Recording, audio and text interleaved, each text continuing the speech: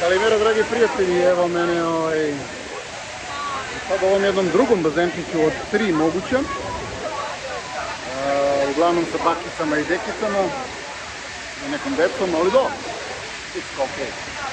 Sad ovaj izgleda ovako, a ovde se ulazi. A ovde se ulazi je možda i najmanje interesantno nego ovde gde se boravi. Ali i to je možda manje interesantno od ovoga iza.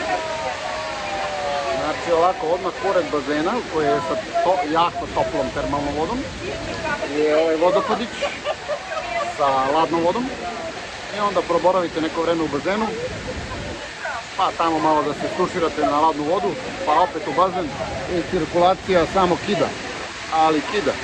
I ovde ima, i ovde voda pada iza mene, tu možete da radite hidromasažu i dosta je dobra.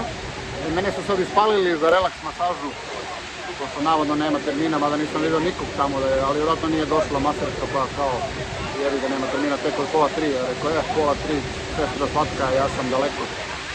Ali dobro, tako da ću ovde malo da odradim ovu masažu za džabaka.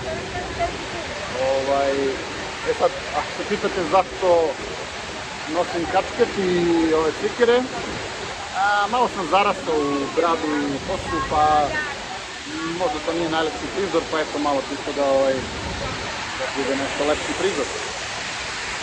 On sam da se malo zamaskirao, a dole ova rečica sve se dalje.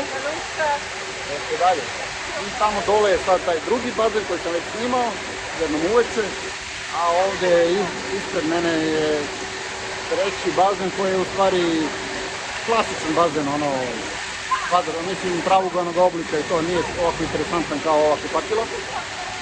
Može kao da se pliva u njemu, ali je termalna voda pa i nije baš smisleno da se nešto mnogo pliva. Ajde sve da pokažemo vodopade.